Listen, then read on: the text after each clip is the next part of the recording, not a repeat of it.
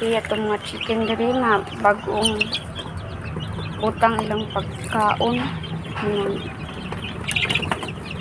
Pangon kay dugay-dugayan, dugay ang butang sa pagkaon kay ilimpyuhan ilang pakananan.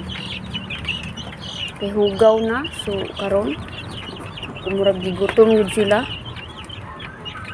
Ganina pa na ba? Enjoy mo chicken. Naapo dahil ang dako.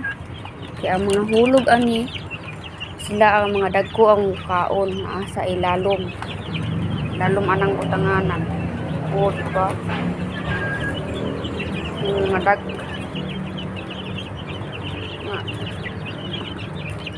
Cute kayo. Dagko na ang tang buyag-buyag.